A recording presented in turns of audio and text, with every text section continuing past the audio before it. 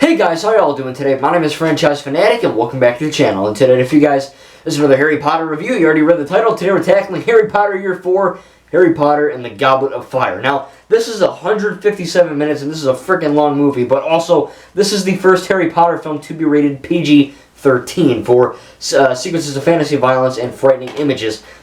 And let me tell you, this movie has some frightening ass images and some intense action violence. I tell you what, this is essentially, I think Prisoners, when it started to get actually, kind of mature, and I don't want to say that, but, more mature, and I guess more, not that the first two were kids' movies, because they're not, but, the third one is when it started getting more serious. This is also the first one where you're like, wow, this is, they made business, people, they're swearing more, there's more death, there's more violence and action, of course, there's a lot more, the whole ending fight scene really between Harry and Voldemort in the graveyard is just effing. It's one of my favorite final battles in the Harry Potter franchise, and it's also one of those movie moments that when I first saw it for the first time, I was like, wow, this it didn't scar me, but it was like, wow, this is pretty insane. There's a lot of crazy stuff that's happening in this film in terms of the amount of dark things that happen. So just trying to bring Voldemort back, and he kind of.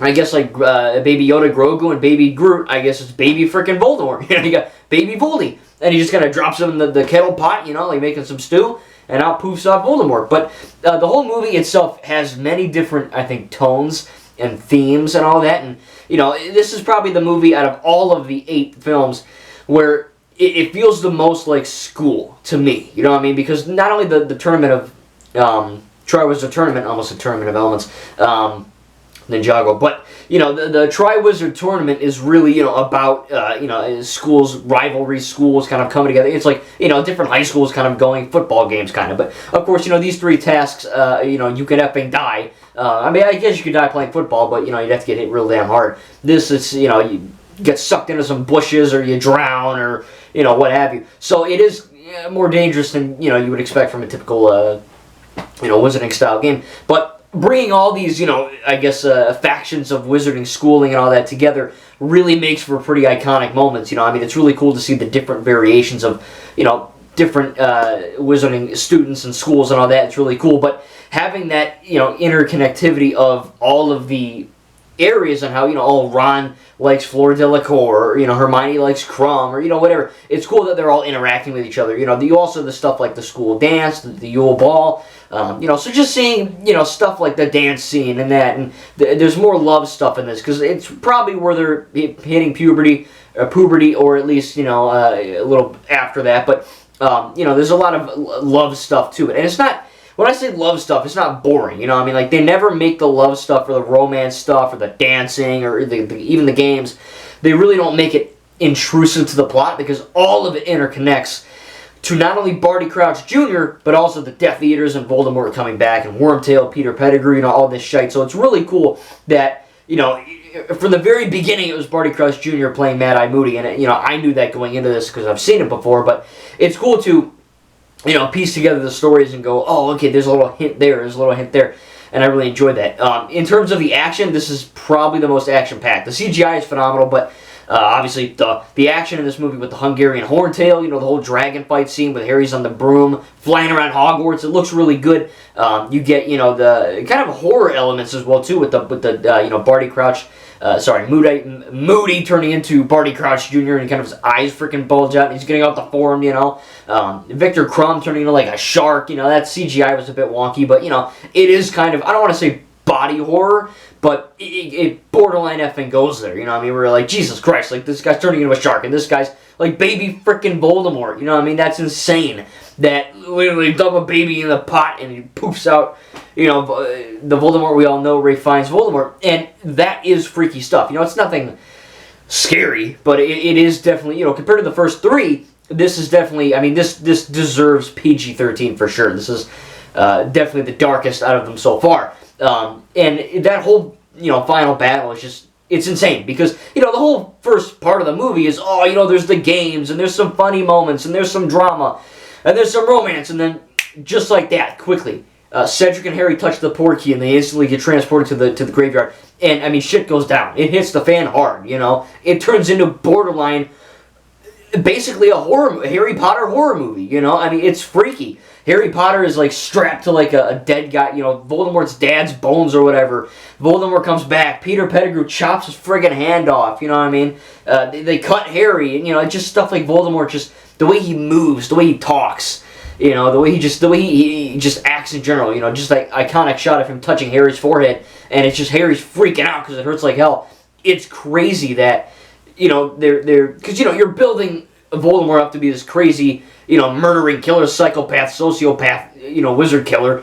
And then by the fourth film, you know, finally we see him in all of his glory, essentially. And, you know, still relatively weak, but he's back. And to see that actually happen is really, really cool. That, you know, I think that, you know, I mean, in my opinion, Lord Voldemort is up there with, you know, like Thanos, Snoke, Palpatine, you know, Darth Vader, stuff like that, Kylo Ren, like the best of the best in villains. You know, Voldemort is a top-tier villain in franchise history.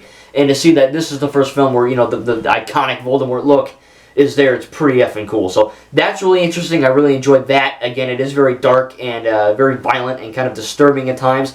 But that's needed for the plot because it's literally Voldemort. It's like the devil of Harry Potter, you know. You need that to happen. And again, I find it really cool that it's like, oh, you know, we're in the games, and we're dancing, and then there's some drama. And then, boom, it's like, you know, Cedric dies.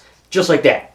It was like nothing. Boom, he's dead, you know. And then Voldemort comes back, and there's that badass, awesome fight. And I just think it's really, really amazing. And you know what? I can't find my wand. Where'd my wand go? Alright, guys, I found my wand. So, anyway, I need that for later. Anyway, hopefully I'm centered in the thing. Anyway, whatever. Look, this is just a great movie in terms of essentially everything. You know, the CGI is the best. The writing is good. It's always been good. The action scenes are top tier. You know, I mean, as far as negatives, I think there's one moment where Harry, it's the way Daniel Radcliffe, like, says the line. The line's not bad. It's where Rita Skeeter's, like, writing shit down in her novel, and he's like, it goes to my past. And it's like, what? Like, first of all, I guess, okay, he reads crazy, stupid, small cursive backwards, upside down, okay. And then, you know, it's just the way he said it, like, I don't want to say, oh, it's British, but I don't know, just the way he said it. He was like, it goes to my past.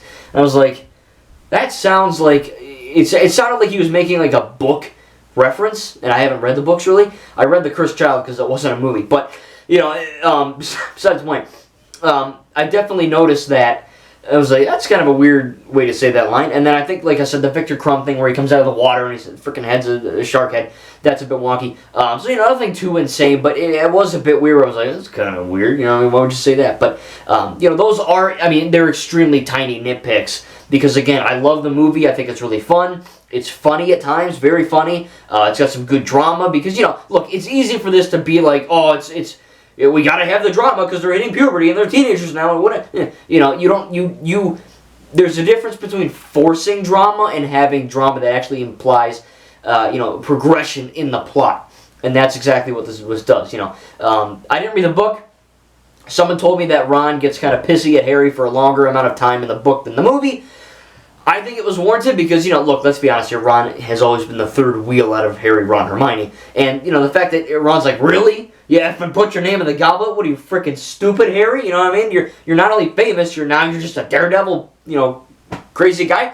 And, you know, Harry's like, look, I didn't do it, you know? So it's kind of cool that we're getting that, again, drama in there mixed with the romance and a little bit of comedy and some great action, some good plot, and, of course, the very intense and almost horrific end scene, which really, I mean, that's the best part because it hits you like a truck.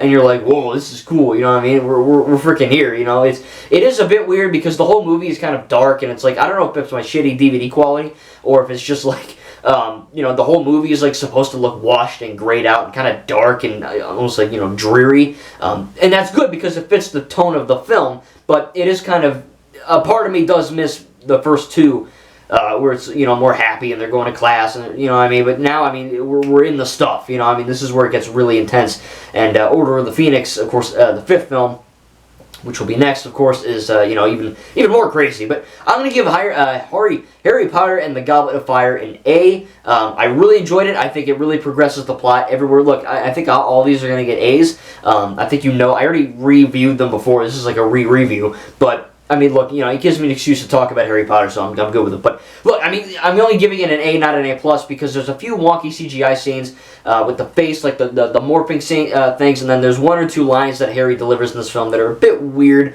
I would have gone for another take if I was a director, but overall, I really enjoyed the movie. Again, it's freaking insane and remarkable that the actors are, like, they just keep getting better at acting, and the writing keeps getting good, and the action gets better, the CGI for the most part gets better, it gets more intense and epic, you know, so I can't wait. So anyway, tell me in the comments down below what you thought about Harry Potter and the Goblet of Fire. I'm going to attempt to do another spell with my wand here, Severus Snape's wand. Don't ask me how I got it. Yeah, so here we go. Alright, hope you guys enjoyed. Make sure to like the video if you enjoyed, subscribe if you're new. Let's do this. Alright, I don't know. What spell should I use? Ooh, Reducto!